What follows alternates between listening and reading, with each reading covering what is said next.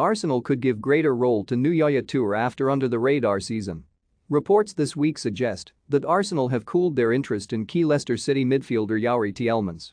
The Belgian has just 1 year left to run on his current deal at the King Power, and Arsenal were tipped as one of many clubs who could make a move for him this summer.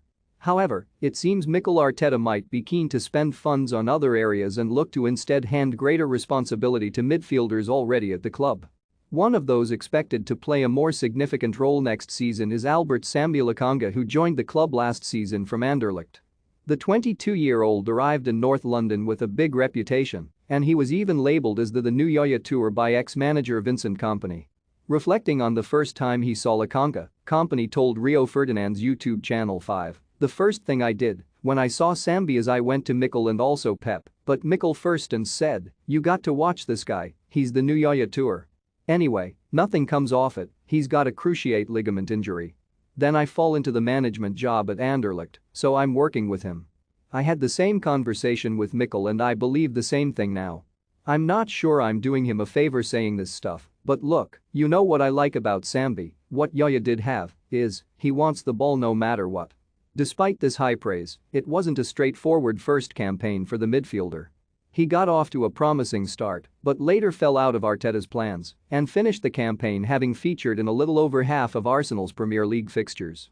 Despite this though, there was plenty of promise in those appearances, and as highlighted by Kompany, one of his most appealing traits was his bravery in wanting to show for the ball. No matter the game situation, the 22-year-old was always looking for opportunities to peel off opponents and find pockets of space in which to receive passes. According to FBref, no Arsenal player received more passes on a per-90 basis than him last season, 54.7, and when on the ball, he was a reliable passer, highlighted by the fact he had the best pass success rate, 89.7%, of any player at the club who played over 1,000 league minutes last season.